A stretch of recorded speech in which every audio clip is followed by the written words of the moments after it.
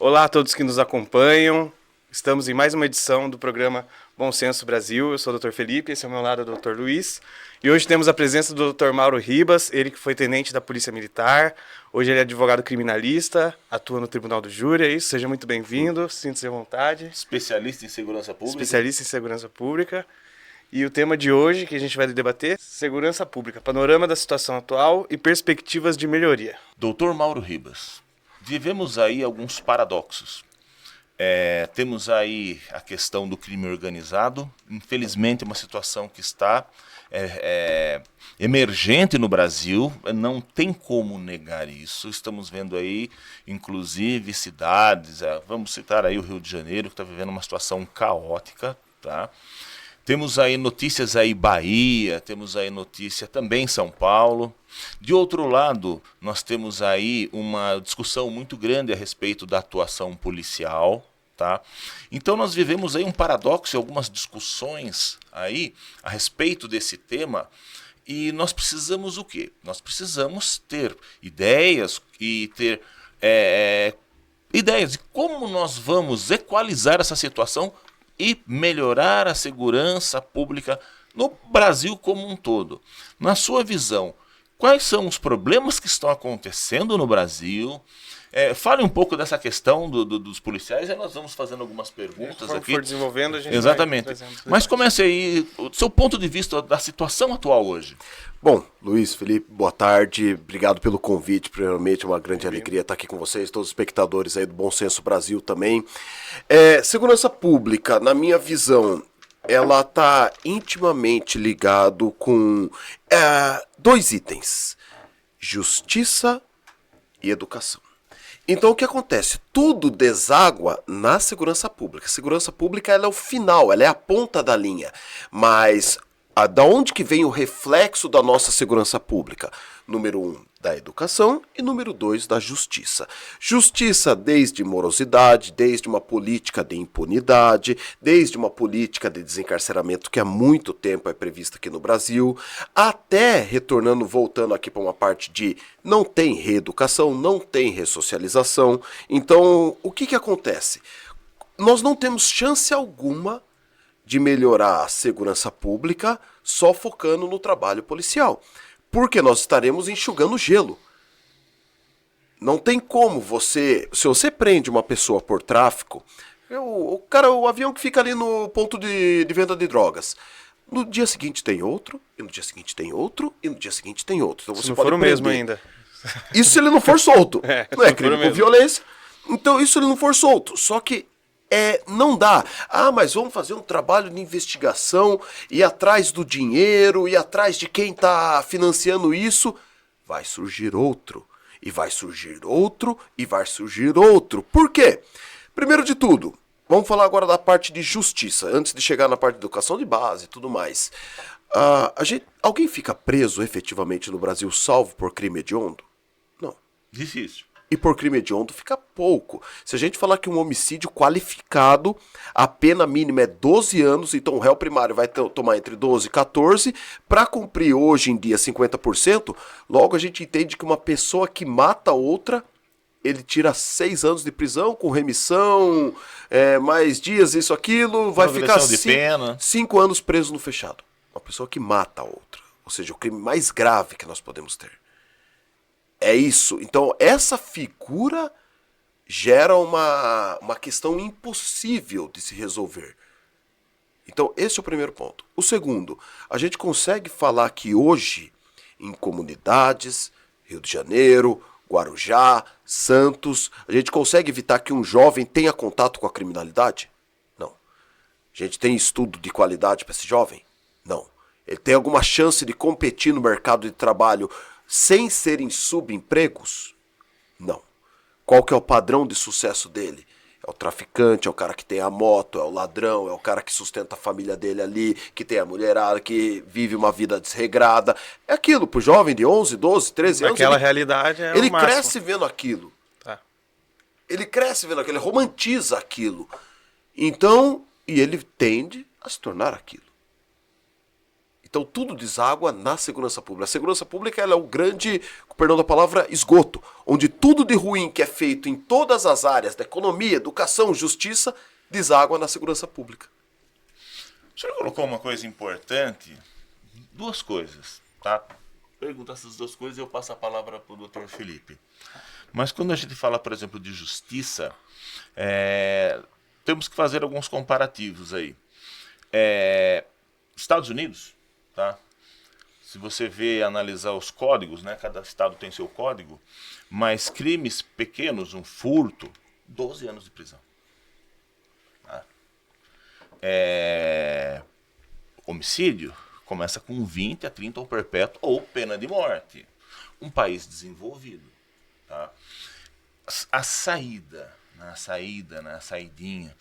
Eu até estava vendo uma reportagem recentemente, né? Não, você tem aí 5% das pessoas que têm a saída, 5% não voltam ou cometem alguma coisa. Mas se 1% não voltar e matar uma pessoa, pronto, já era. Acabou, perdemos. Acabou, perdeu. Perdemos. Aquela pessoa perdeu a vida. Perdemos, tá? como sociedade. Mais um ponto, Japão, tá? Um país milenar, tá? Preso. Como que é a prisão no Japão? 2 por 2, sem banho de sol, como a gente até fiz essa pesquisa, como que é lá o banho? É uma vez por semana com uma toalha molhada. Até se pergunta, mas por que tudo isso? Viu, ele cometeu um crime. Aqui, na minha opinião, eu acho que se vê muito essa questão do preso, a situação do preso, mas não se vê um pouco a situação da vítima e do crime, do delito que foi cometido. Vou colocar uma opinião minha, mas eu queria uma colocação sua. Não precisaríamos endurecer um pouco mais essa legislação em relação à questão à criminalidade? Sem dúvidas, sem dúvidas. Eu vou dar um exemplo. Furto de celular, alguém fica preso? Não. Estelionato, alguém fica preso? Não. Qualquer pessoa que dá um golpe em outra aí, você já deve ter visto muitos amigos, colegas, situação de carro, OLX. Quantas pessoas que viram, né? Vocês viram alguém tomar um golpe? A pessoa vai presa? Não. Crimes que acabam desaguando na violência policial. Desacato deixa alguém preso? Não. Resistência deixa alguém preso? Não. Desobediência à ordem de parada deixa alguém preso? Não. Nós não temos uma política de punição. Lei 9.099, desacato, contraventor. A gente vê contraventor, dono de jogo do bicho, que viveu a vida inteira em liberdade. Olha pra história de Castor. E olha o que aconteceu com o filho agora. Então a gente vê que o Brasil, ele é o país da impunidade. Sim, nós não temos uma política de prisão aqui. Mas o Brasil é o país que mais prende no mundo, porque prende mal. Porque a gente joga tudo, aí sim tem uma questão de direitos humanos, joga tudo como se fosse animal dentro de um presídio, em vez de separar cada um no seu cantinho e falar, amigo, você tem uma saída daqui, trabalho. Você escolhe, você pode sair da sua cela sim, para trabalhar. Você volta para sua cela, vai receber sua família, vai ser respeitado, vai ter seu canto limpo aqui, tudo certinho. Só que, realmente, é um absurdo a gente pensar que uma pessoa tem a saída temporária, ela teria até alguma função. Se você olhar num nível de progressão de regime, beleza, pro cara que está se reabilitando, não foi de crime violento, tá voltando, para ele tirar uma habilitação, para ele começar a procurar um emprego, teria um motivo. Só que não é nada controlado. Simplesmente joga todo mundo pra rua, galera, faz o que vocês quiserem, volta daqui a 5, 6 dias. Infelizmente é assim mesmo. É isso, não existe um controle, não é tipo olhar do caso a caso e falar, poxa, aquele preso ali é bom, meu. Ele cometeu algum erro na vida dele aí, mas ele tá melhorando, olha aqui, a família vem, ele trabalha, tá buscando. Está se ressocializando. Se ligou que cometeu um erro, não tem isso. Não tem isso, aqui é a rodo. Então assim, sim, eu acho que falta um endurecimento total. Nós não podemos ter um código penal que pune um homicídio com 12 anos para você cumprir 5. Nós não podemos ter um código penal que não pune furto, que não pune estelionato, que não pune, enfim, desacato, desobediência, que não pune um crime de ameaça, que não pune um crime de lesão corporal. Lesão corporal gravíssima, a pessoa toma 3 anos de pena e ela não fica presa. Não. Eu acho que nós tínhamos que mudar isso. Então, assim, isso vem combinado com a morosidade dos processos. Então, qual o sentido de, às vezes, a pessoa ser preso por tráfico, passar por uma audiência de custódia, aí esse juiz vai decidir se ele fica preso ou não. Aí vai para um outro juiz que vai decidir se ele é condenado ou não. Por que esse primeiro juiz já não pega, já não escuta os policiais, já fala, amigo, você tem testemunha? Quer constituir um advogado? Você cometeu esse crime? Cometi. Então tá aqui, tá sua sentença, já sai preso. Recorra. A nossa morosidade é o que destrói nosso sistema. Então, sim, eu acredito que falta um endurecimento, só que junto com esse endurecimento, uma resposta rápida. Prendeu, começa o julgamento. Ficar 6, 7 meses na preventiva, hoje para levar uma pessoa para júri, réu preso é 1 ano e meio. As provas já foram embora, as testemunhas se confundem, esquecem, e a gente começa a ver a absolvição de culpados. Você falou uma coisa interessante aí, a questão de júri, que eu ia falar exatamente isso. Essas questões enquanto anseio da sociedade, né? Mas a sua atuação profissional é enquanto criminalista, do outro lado. E ainda eu queria perguntar se você sabe medir a extensão que a sua experiência pregressa como militar influencia, assim, na sua visão como um todo na segurança pública e na prática da advocacia. Assim, dentro da advocacia, nosso escritório ele só defende policial militar, guarda e agente de segurança. É especializado. É especializado nisso. Agente de Então, segurança. o crime comum, né, a pessoa que está ali no tráfico, no roubo, a gente já não defende. Já não defende por quê? Porque é errado? Não. Não, todo mundo tem que ter seu advogado. Mas por um motivo simples, é um conflito de interesses nosso. Como é que eu posso um dia estar defendendo um policial militar e o outro dia estar torcendo ele aqui numa mesa de audiência? Não tem como, as duas áreas não vão bater nunca, não dá para misturar. Então, por isso, por uma área que a gente não atua para o crime comum, propriamente dito, né? Dentro da Polícia Militar, é claro que faz parte da nossa formação. Eu entrei na Polícia Militar com 17 anos. Então, você passa a ter uma visão do crime, trabalhei muito tempo na Força Tática, você passa a ter aquela visão. Aí quando você passa para o outro lado, passa para o lado de advogar, passa por experiências na vida que te abrem um pouco a mente, você fala, tá, não é só isso, a gente está enxugando gelo lá fora. Tem que mudar muita coisa. Então sim, toda essa visão que a gente tem, ela é formada desde esse tempo e hoje como advogado. Porque no final das contas, por mais que eu viva disso, eu ganho dinheiro com isso, eu sustente a minha família com isso, é horrível você ver um pai de família sentado no júri porque matou um ladrão. É horrível. Só que você tem que cobrar ele. Para dar um bom serviço, você tem que cobrar bem. Ninguém consegue prestar um bom serviço de graça. Não, mas você trabalha numa fundação do instituto. Então, mas o serviço tem que ser remunerado, primeira coisa. Essa é uma premissa básica. E para você dar exclusividade para uma pessoa, você ter uma limitação de causas por ano, você decide, eu quero ganhar tanto por ano. Então eu vou dividir isso daí pelas causas que eu tenho por ano e não posso pegar mais. Certo. Então, só que, sim, é de todo esse contexto que forma esse pensamento. Uma coisa, vamos partir agora para a questão das polícias, tá? Você colocou uma situação, assim, bem interessante. Estou defendendo aqui o policial que ele atirou em um ladrão, um bandido. Ele tem que passar por júri. Se não configurar ali de início uma excludente, passa por júri. Ponto. Tá? E é uma situação chata, é uma situação ruim para a pessoa. Exato. Tá? Isso não tem como. E nós temos situações, sim, de policiais que eles, na defesa do interesse ou na defesa da própria vida, da vida de outrem, ele é obrigado a usar de uma força letal. Ponto. Isso faz parte, seja aqui no Brasil, seja na China, seja nos Estados Unidos, faz parte da vida policial. Tá? Isso é uma coisa que até que eu coloco para colegas. As pessoas falam assim, vou fazer um concurso público.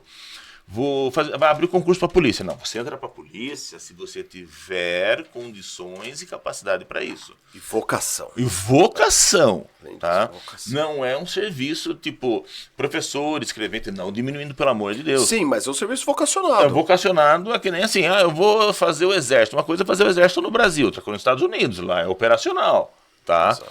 Então, é diferente, você tem essa possibilidade, tá? Hoje, infelizmente, no Brasil, vou começar a citar um caso, que acho que aconteceu lá no Nordeste, aquele rapaz, os 2 policiais que eles abriram Jogaram o gás. Jogaram o gás. Aquilo ali, eu posso falar que é um 13.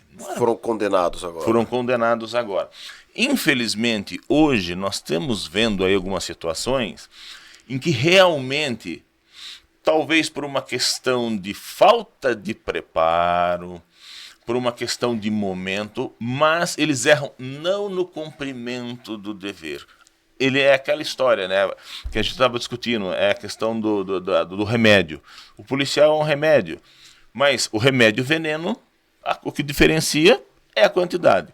Nessas situações que nós vemos hoje, o que seria interessante e necessário para até numa questão de preparação, para que esses tipos de evento não aconteçam e não comprometam a imagem da corporação? Vamos lá. Na minha visão, com o nosso sistema atual, é irremediável. Por quê? Não tem correção. Número 1, todo mundo aqui, qualquer pessoa média, sabe que se você abrir uma porta de um guarda preso, encher de gás e fechar a pessoa lá e for filmado, você vai ser preso. Alguém tem alguma dúvida que você vai ser preso se acontecer isso? Ninguém. Alguém tem alguma dúvida que é crime? Ninguém. Que é errado? Ninguém. Por que faz isso, então, né? Aí a gente chega à questão, por que policial? Por que um policial é acusado de jogar um cara de uma ponte? O outro de bater numa mulher, de pisar na cabeça do Uber, outro de fazer essa situação? Por quê? Por que acontecem essas coisas? Alguém aqui já cogitou uma vez fazer uma coisa dessa? Nunca. Qual situação que levou a pessoa a fazer? Isso é ensinado na escola da polícia? Não. Não, certeza que não. É ensinado dia a dia? Não. Por que teve isso, então? Primeira coisa, né, pra gente entender. Na minha visão, número 1, nosso sistema tá errado. A gente tem uma polícia que atende 190, e 190, a gente fala, a chamada de 190, 92% são não criminais. Salvo engano, no primeiro trimestre desse ano foram 6 milhões de chamadas no estado, para mais de 5 milhões e meio que eram não criminais. Briga de marido e mulher, som alto, cachorro latindo, nada criminal. Então nós temos uma força militar que trabalha 12 por 36, não tem atividade física, não tem instrução. Não tem instrução, não que não fez escola, não tem instrução diária. Certo. Trabalha 12 horas em situação de estresse, fardado, equipado, podendo tomar um tiro a qualquer momento. Vende a folga, seja em escala oficial, DG, delegada, ou em escala extraoficial, bico de farmácia, padaria, posto de gasolina, para trabalhar no outro dia seguinte de novo 12 horas. Ganha o salário médio, não vou falar que ganha baixo pelo risco jurídico, risco de vida, mas falar que uma pessoa que ganha 3 mil, 4 mil reais no Brasil hoje não é baixo. Pode ser baixo para aquele policial que expõe sua vida pelo outro.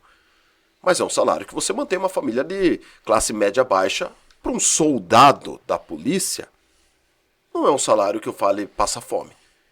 Na capital talvez um pouco mais difícil sustentar uma família, mas enfim. Não seria o adequado, mas é o suficiente para o mínimo. Isso, mas e tem condição de pagar mais? Não, porque senão você vai ter que pagar mais para professor, para enfermeiro. Não dá, a gente tá falando de outro Brasil então. Então, o que acontece na minha visão? Essa situação de estresse, começa por aí. Combina isso com o estresse da vida militar. Você vê o Tribunal de Justiça Militar condenando o policial que se ausentou 20 minutos da área para comer uma marmita. Isso foi causa que eu vi, não é que me contaram. Combina com isso que se você for pego sem a cobertura, você já perde dia, perde licença-prêmio. Então, assim, uma rigidez para um serviço que não necessariamente precisava ser militar. Combina com isso com impunidade. Alguém é preso por desacato? Leva alguém por desacato pro DP, provavelmente você sai com um abuso de autoridade junto. Leva alguém por resistência. Só isso. Ah, o cara resistiu à abordagem. Quem disse que pode resistir à abordagem? Vai fazer isso nos Estados Unidos. Vai fazer isso em algum país que dá valor pra sua polícia. Você vai tomar um tiro. Não pode. Não pode. Aí você combina com essa impunidade, com todo dia você tá na área, todo dia você aguentar isso, e há essas explosões, esses desvios de conduta, esses excessos, esses crimes. Então é uma construção. O policial que ele não entra na polícia pra falar, putz, meu, vou entrar na polícia, eu vou jogar um lacrimogênio dentro da viatura e vou matar esse cara dentro. Não entra. Ou ele entra porque é um bom serviço público, às vezes vai dar uma estabilidade financeira, ou ele entra porque quer combater a criminalidade. Tem uma pequena porcentagem ali de parte psiquiátrica, psicológica, mas quando não é reprovado entra, mas isso em qualquer profissão. Agora, pra mim, todo esse caso, ele é fruto de um contexto geral. E assim, agora, por que agora parece que tá acontecendo mais, tá aumentando? Não tá aumentando.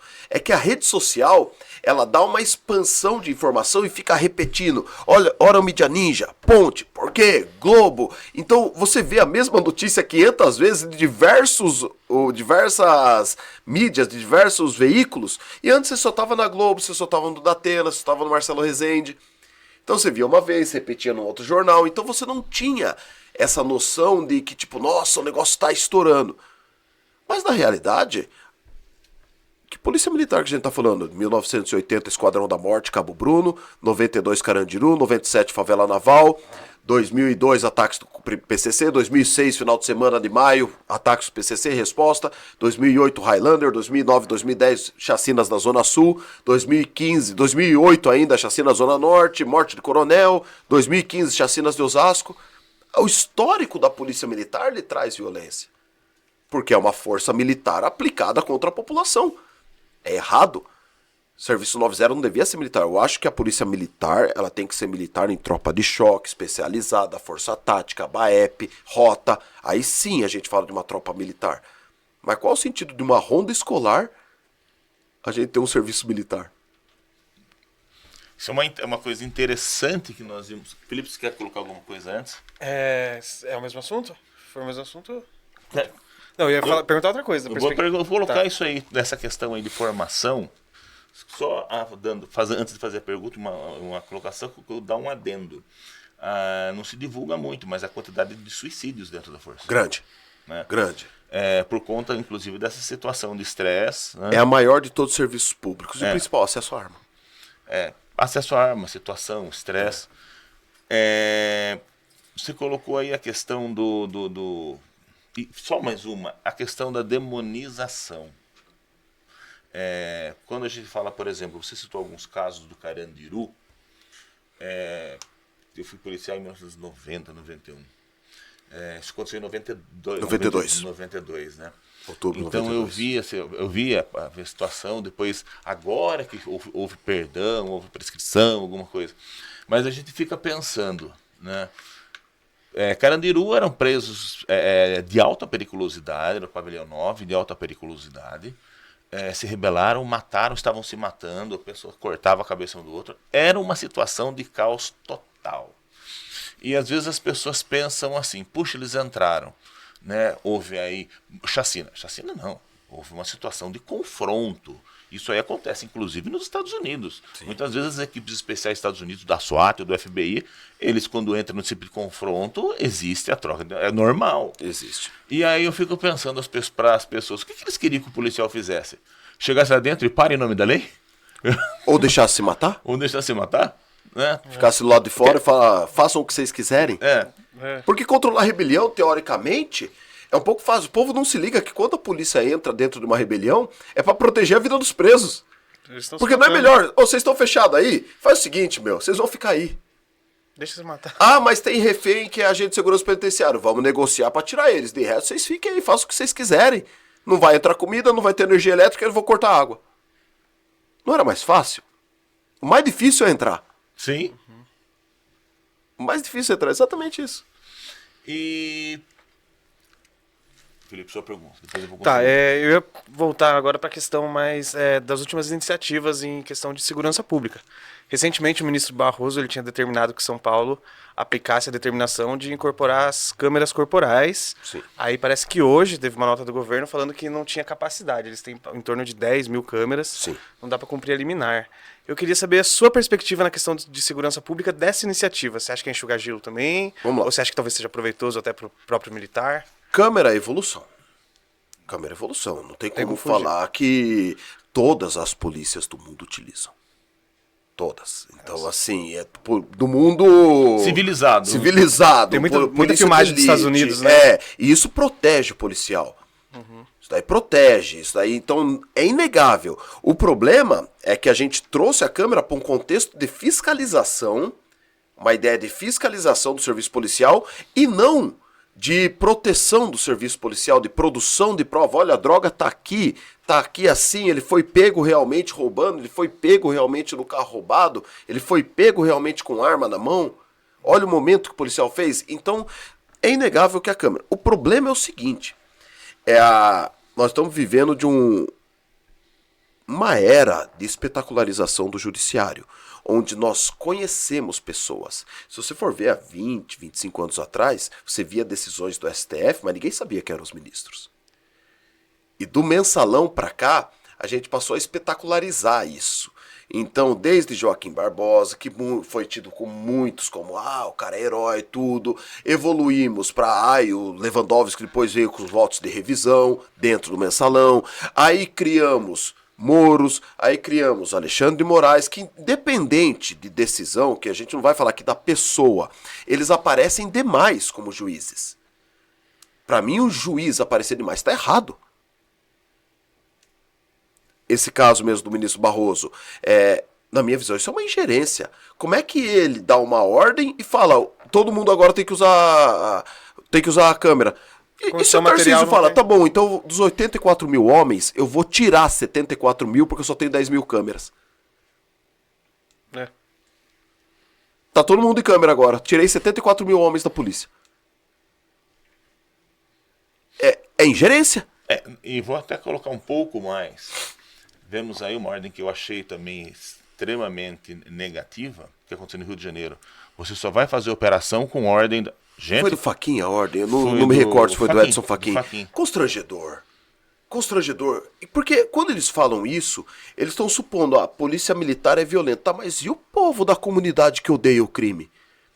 Vai lá na Herbert Spencer, lá na 17, no Paraisópolis, pra ver se o povo que mora lá gostava de baile funk. Vê se é legal acordar todo dia com a sua garagem cheia de preservativo, resto de droga, garrafa de bebida, tudo urinado. Vê se é legal morar num lugar desse. E o cara que tá ali, ele tem condição de sair? Às vezes a casa não tem documento, não tem matrícula, mora lá de favor. Ele é obrigado, a filha dele sai pra estudar, tem que sair junto porque senão vão mexer com ela. Então, fazendo isso, na minha visão, o Fachin, ele faz o povo refém da criminalidade. Fala, criminalidade, faça o que vocês quiserem aí, deixa o povo refém. Mas se for ver, o povo da favela não é bandido. É 2, 3% de criminoso que tem lá dentro que dominam o espaço por uma questão territorial, uma questão de saneamento básico, uma questão de financeira, educação. E o cara vem com uma ordem dessa e fala, tá bom, crime, faça o que vocês quiserem aí. Espetacularização, de novo, o juiz atuando. Ingerência dentro do executivo, ingerência dentro do Estado. Essa espetacularização, eu senti muito nessa questão, você citou o Moro. Quando sentava aí um evento aí, o Moro e o Bretas do Rio de Janeiro, nossa, pareciam umas estrelas que chegaram. Não pode. É isso. Não pode, juiz não pode ter esse tipo de situação. Isso, olha que interessante, nós conseguimos ver, o Brasil está polarizado, não há o que se discute sobre isso. Metade está de um lado, metade está do outro. Talvez 2 ou 3% não tenham uma opinião formada. E são esses 2 ou 3% que decidem a eleição normalmente. Eleição para eleição vai mudando. Igual nos Estados Unidos. Vira e mexe, 2 ou 3% ali muda para um lado ou muda para o outro. Por isso que nos Estados Unidos, desde quando que a gente tem uma alternância lá entre republicano e democrata? De Bush pai para Clinton, para Bush filho, para Obama, para Trump, para Biden, para Trump de novo. Então a alternância lá É uma coisa absurda. Aqui deu uma quebrada quando veio de PSDB para PT, mas veio aí daí Bolsonaro, aí volta PT, aí a gente não sabe o que vai vir da próxima. Então, se você for ver, ora um dos lados, Moro, Deltan Dallagnol e Bretas, olha que lindo, falando juridicamente, é um caos. É prejudicial. Aí ora o outro lado fala, STF, Alexandre de Moraes, enquanto o outro critica. Só que o fato é que os dois estão errados porque não era pra nenhum desses estar aparecendo. É prejudicial para todo mundo essa espetacularização. Do judiciário. Na realidade, o judiciário tem que ser aquele poder mais Neutro. Por uma questão até constitucional. Mas hoje em dia se vê. E isso aí em grande escala, é uma situação que tem que, inclusive, ser resolvida. Tem que ser resolvida. Infelizmente, tem que ser trabalhada. a gente tem que começar a discutir academicamente, de forma científica, a necessidade de uma constituinte para ver isso. Porque hoje nós temos uma monarquia no Brasil, é do judiciário. Porque o legislativo, 4 anos ou 8 no Senado, acabou. Você está fora. Executivo, 4 anos você está fora. Judiciário é vitalício. Não era para ser. Tá errado. Tá errado ser vitalício. É monarquia. Temos aí situações, inclusive, por exemplo, como você colocou aí do ponto de vista jurídico, nós temos situações aí de, vamos colocar na questões que estão postas na Constituição. Você tem uma lei, você pode haver aí a arguição da constitucionalidade ou não dessa lei, e ela vai ser discutida aí através de uma ADIM, alguma coisa no STF. Hoje, juiz de primeira instância não cumpre a lei. STJ, TJ, relativiza a lei. O pessoal fala, né, que vai vir a inteligência artificial e isso vai ficar ruim na justiça. Eu acho que vai ser maravilhoso. A tendência é melhorar. Eu clamo pela inteligência artificial e por computador de decisão número 1, porque você vai ter segurança jurídica. Ele vai olhar o texto vai cumprir, da lei. ele vai seguir. Você vai poder falar, olha, o computador ele tem umas normas para cumprir, existe um parâmetro de decisão, então você vai poder olhar para o seu cliente e vai falar, você vai ficar entre isso e isso. Hoje não. Hoje é um cara, com todo respeito, não falando de lado político aqui, mas nós temos, de um lado, um juiz que combina a prova e sentença com o promotor, e de outro, um juiz que é vítima e julga os próprios processos. Olha que loucura que a gente tem no Brasil, né? Você consegue dar alguma segurança jurídica para alguém? É uma situação assim que dentro de um padrão de normalidade não poderia acontecer. É um caos. É pra gente pegar o judiciário e começar do zero. Olha que loucura. É um juiz combinando com o promotor prova e sentença e um juiz que é vítima julgando. Eu vi essa questão até interessante. Eu vi uma vez a palestra do Guilherme do Souza Nucci. E a respeito do Lula, né? Do caso do Lula. E ele falou, né? Estava em julgamento ainda. Ele falou assim, olha, isso aqui vai terminar indo no STF. E o STF, se cumprir realmente a legislação, ele vai desconsiderar tudo. A gente vê ali ele juntar uma lei com essa lei, fazer um embaralho, independente de cor partidária, de quem quer que seja. É o que eu tô falando, tá? É um caos. Sabe? E aí cria-se normas, viu? Tecnicamente, se chegar no STF, o STF vai tirar. E vão falar, o STF é conivente. Isso antes de decisões, tudo. Exato. Infelizmente, hoje nós temos esses problemas aí que nós precisamos, inclusive, trabalhar. Como você falou, vamos trazer a academia, vamos trazer a OAB, vamos trazer...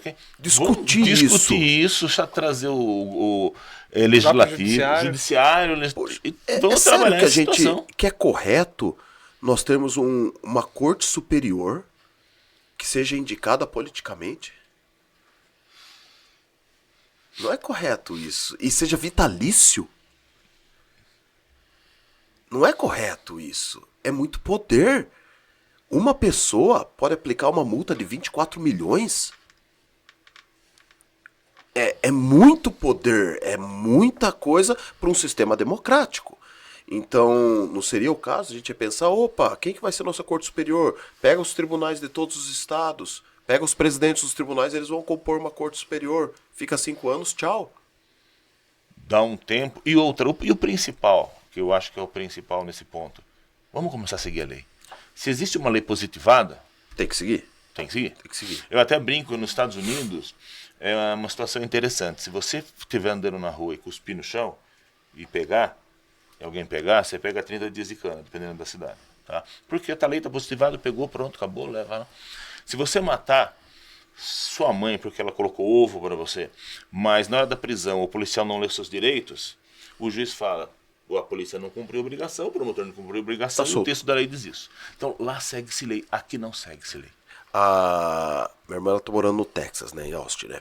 E ela fala, lá, meu, você passou pelo lado, ultrapassou o ônibus escolar quando ele tá descendo criança, Meu Deus. você tá lascado. Dirigiu bêbado, é cadeia. Não é multa, é cadeia. E você pode ser o Mel Gibson, pode ser a Paris Hilton, não importa quem você seja, você vai pra cadeia. Você vai pra cadeia. Então, assim, eu acho que falta isso pra gente. Reeducar o povo, começando pelas pequenas coisas. Pô, desacatou um polícia, 10 dias de cana. Da próxima vez, 20. Porque lá é assim. É isso. E na hora, sumário, meu. 10 dias só pra pensar, só refletir um pouco. Exato. Eu acredito que isso poderia ser bons ventos de mudança, mas isso daí teria que trazer o sistema todo, mexer desde a Constituição, mexer no Código Penal, pegar 1 milhão de leis que a gente tem e transformar no mínimo possível. Sério, 14 mil leis? Já estamos na 15 mil? Já chegamos a 15 mil? Acho que não. Já chegamos. Se não tá perto. Sério?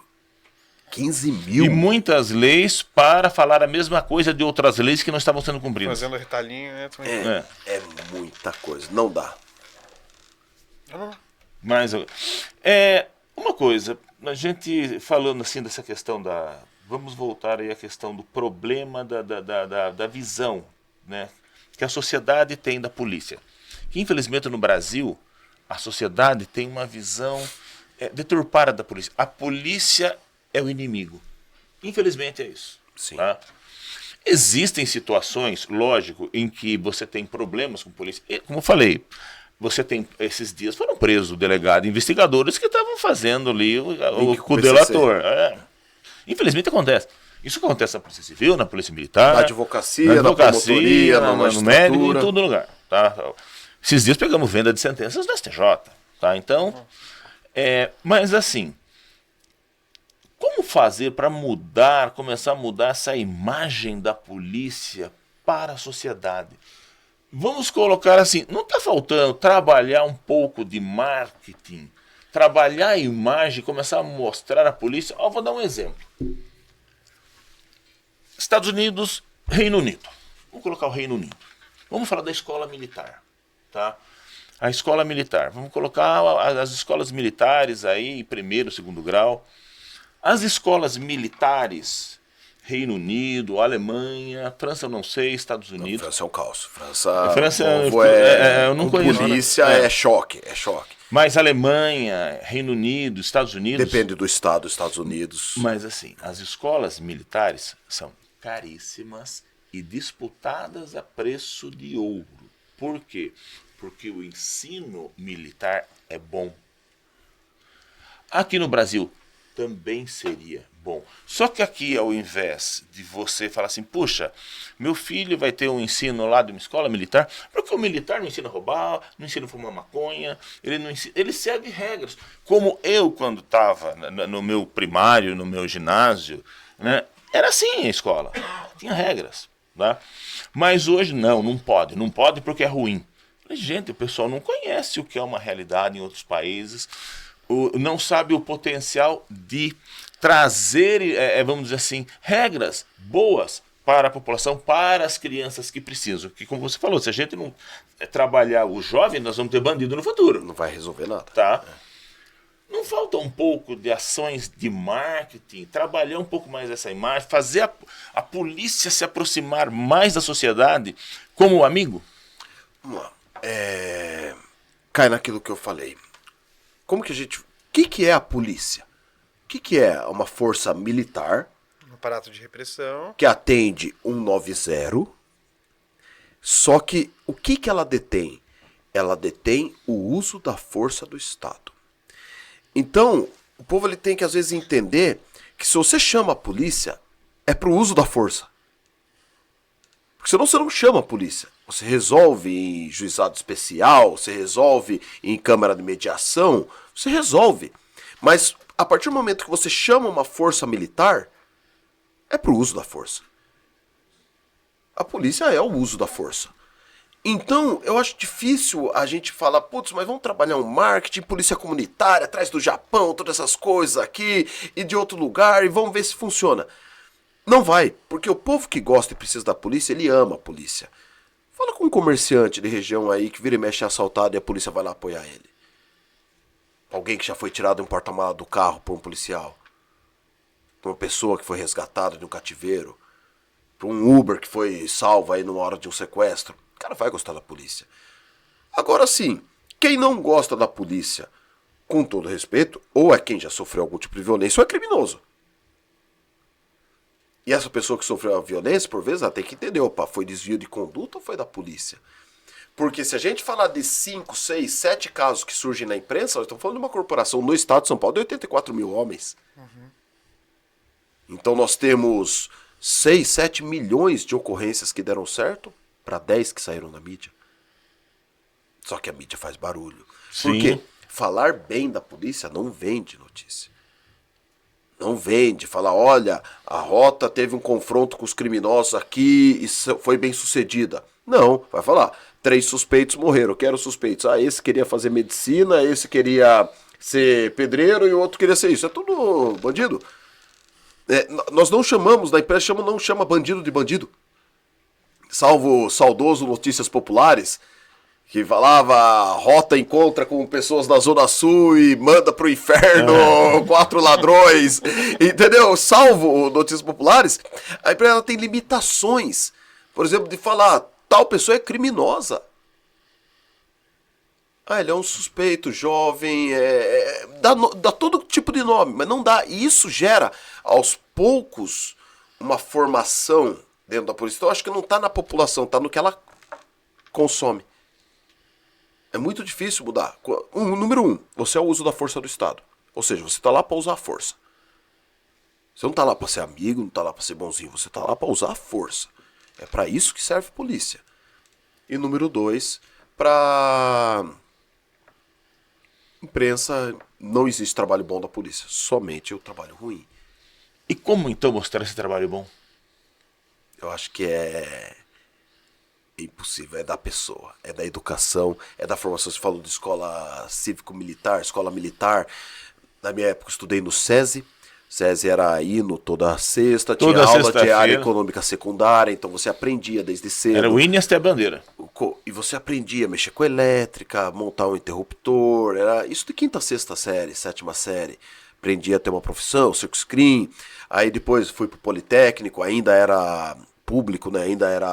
Não era ainda pago, tinha acabado de lançar pela Fundação Baldino Amaral, aí, pô, não podia ter contato físico com mulher lá dentro. Sem brincadeira, se você pegasse na mão de alguém, eu batia na mão, era o Edilson, batia na mão, como que era o nome da diretora? Era o seu Sidney. E a dona Sidney. E a dona Sidney. Batia na tua mão e ia falar, não pode ter contato físico. Era sério o negócio, era sério, sabe? Te cobrava um uniforme passado, limpo. Hoje acabou isso. Hoje acabou em grande parte das escolas. Então, assim, não pode ter escola militar. Meu, quem quer põe, quem não quer não põe. Mas você tem que dar o direito de pôr. Você não pode tirar o direito de... Era como se o direito é só de não ter. Exato, eu tô falando, não é pra transformar todas, até porque quem não quer pôr tem que ter o direito de não colocar. Sim. Só que é inegável que o ensino é melhor. Eu falo porque sou formado em Barro Branco. Se comparar o Barro Branco com qualquer outra faculdade, começa que é média 8, aula integral, todo mundo fardado, todo mundo ali disciplinado. As escolas militares em si são. Vai para um ITA. Vai para um IME. Tanto é que Instituto o ITA Militar de forma Engenharia. engenheiros e o pessoal de fora vem pegar eles aqui. E não fica nenhum no Brasil. Não fica nenhum A gente no Brasil. consegue formar ótimos engenheiros que nós não usufruímos disso, nenhum. Não fica nenhum Exato. aqui. Entendeu? Então, Mas... a gente exporta a formação, mas não fica ninguém aqui. Então, vai para a escola naval, olha a diferença, SpaceX. Então, assim, eu acho sim, era... Só que tudo cai na discussão de polarização, tudo cai, nossa, querem formar isso? Não, Não tem nada a ver uma coisa com a outra. Não tem nada a ver. A situação que um militar é ligado a uma parte de política e com o outro não é. Não é, meu. Militar é isento de política. Ah, mas tem alguns generais, tudo que estão sendo investigados lá. Pessoas, não a instituição. Não instituição. Pessoas. Pelo contrário, a instituição nem vê com bons olhos pessoa que se envolve na política. Nem pode. Nunca militar viu com bons olhos militares que se envolviam na política. Se Brasil, se outros países também, existe uma regra dentro do militarismo de justamente manter essa isenção, que ele é um poder de Estado, não é poder político. Não importa quem esteja no poder, a gente vai apoiar. Polícia Militar de São Paulo. Viu governos que massacrou a polícia. Covas, Dória. O Dória que apareceu no último ano aí com 20% de aumento foi a única coisa que o PSDB em 30 anos fez pra polícia. 30 anos. Ele massacrou a polícia por 30 anos, o PSDB. Agora, e o serviço público como um todo, né? Mas e a polícia continuou servindo. Se a gente lembrar 2008, quando a Polícia Civil foi tentar invadir o palácio, quem que estava na frente defendendo? Era a Polícia Militar. Um contraponto agora, uma situação que você colocou. Hoje tem a questão do juiz aí para fazer aquela análise principal, o juiz de custódia que vai fazer. Teríamos que ter uma coisa assim mais rápida, tá? E concordo plenamente com isso. Hoje o sistema judiciário brasileiro é moroso, isso é um fato também que precisa ser trabalhado, que do jeito que está não dá para ficar. Quando você tem um problema nos Estados Unidos, os Estados Unidos, outros países, eu cito bastante os Estados Unidos, que eu conheço alguma coisa da Europa também, né, e eu acho interessante o sistema deles. O respeito para com o policial é diferente lá. Totalmente. Tá? Se você, o policial, vem, eu abaixo a mão, pois não, tá? E não é pelo policial, pela aquela pessoa, é pela A autoridade do que Estado. ele está investido ali naquele momento. E se ele fizer alguma besteira no dia de rua dele, alguma coisa, ele vai ser responder. preso do mesmo jeito. Tá? Não tem esse negócio de carteirada. Tá? Nem juiz lá. Tá? Mas assim, quando você vê uma falha policial, e aí eu coloco o seguinte, eu não vou colocar só no policial, vou colocar como o Estado como um todo, como o serviço público como um todo, mas vamos colocar no ponto de vista aqui policial. Quando você vê uma falha, e lá acontece também, a demissão não é sumária, mas é muito rápida. Nesse ponto aqui, se a gente tivesse uma demissão ou uma punição mais rápida, não inibiria um pouco aquela pessoa de fazer, não, vou fazer uma besteira, vou fazer alguma coisa, opa, porque o negócio vai rápido. Com certeza, tanto no judiciário comum quanto dentro da polícia militar. A punição ela só tem efeito se ela for rápida. Adianta você dar uma bronca do seu cachorro um dia depois dele ter rasgado o sofá? Não vai nem lembrar. Não vai nem lembrar. Adianta você condenar um assassino 2, 3 anos depois do fato? Ele já matou outros. Ou já perdeu o efeito daquela situação. Qual o sentido de você pegar e prolongar um julgamento de Nardoni, Suzane von Richthofen por 2 anos, 3 anos? É a mesma coisa dentro da polícia. O cara cometeu um desvio de conduta aqui, vai responder 3 anos no processo administrativo. É isso, esse é onde eu queria chegar. 3 anos, meu. E é ruim pros dois. Ah, mas ele continua recebendo. Tá, mas a vida dele fica travada, ele vai ser mandado embora mesmo, não vai se recuperar rápido. É ruim pros dois lados. Morosidade nunca é bom, pra nenhum lado. Às vezes um final horrível é melhor do que o horror sem fim. Exatamente. Porque você já se recupera, já se levanta. Então, é um caos. Infelizmente, é o que eu falo. Tá na hora de a gente repensar o sistema como um todo e começar do zero. Porque senão não vai mudar. O Brasil, número 1, financeiramente é impagável. É impagável. Como que você sustenta no judiciário, nas altas cortes, 11 ministros e mais 200 assessores para cada um, 32 do STJ, 31, 32 do 33. STJ, 33 do STJ mais os assessores, mais 500 e tantos deputados, 81 senadores e todos os gabinetes, mais 30 e tantos ministérios, 25, 30 e tantos ministérios, mais todas as equipes, só em nível federal. Como é que se sustenta isso? Todos com salário no teto. Todos. E aí nós temos que trabalhar uma contenção de gastos onde não deve. Entendeu? Essa contenção aí. É impossível. É impossível. O Brasil é impagável. Então tem que repensar o sistema como um todo. Nossa última pergunta. Queremos ver a sua opinião. Dentro desse princípio, desse projeto de 30 anos, você vai construir um prédio, você lança uma pedra fundamental. Todo o prédio começou com um tijolo. Qual seria o primeiro tijolo aí dentro da segurança pública que nós temos que lançar para que nós comecemos a repensar e mudar esse sistema? Estudo, publicar, estudar, formar grupo acadêmico, não eleger pessoas por gritaria, não importa de qual lado. Eleger pessoa que estude, que fale, opa, eu tenho uma solução para esse problema. Vamos discutir dessa forma, para trabalhar de forma séria. Acho que a gente não trabalha de forma séria nem as causas, nem as concausas, nem muito menos o final da situação. Então acho que é estudo, é acadêmico. Nós não temos chance alguma de melhorar enquanto nós não entendermos objetivamente. Opa, o problema da segurança pública ele vem da morosidade do judiciário, da impunidade, do sistema policial militar, da rotina, combinado com uma questão de educação, financeiro, saneamento básico, moradia. Enquanto a gente não estudar tudo isso daqui, planilhar, isso é por local. Não adianta falar, o problema do Guarujá não é o de Sorocaba, que não é o do Capão Redondo de São Paulo, que não é o de Perdizes, que não é o do Mato Grosso, que não é o do Nordeste. O Brasil é continental, então cada lugar tem seu problema. A gente não pode tratar de forma nacional. Por isso que eu concordo com o sistema penal. Com pensamentos diferentes. Um sistema penal por Estado. Só que assim, quando a gente fala de qualquer uma dessas mudanças, a gente fala do que de constituinte? De uma quebra do Estado como um todo. E a gente está pronto para isso? Uma barreira constitucional não...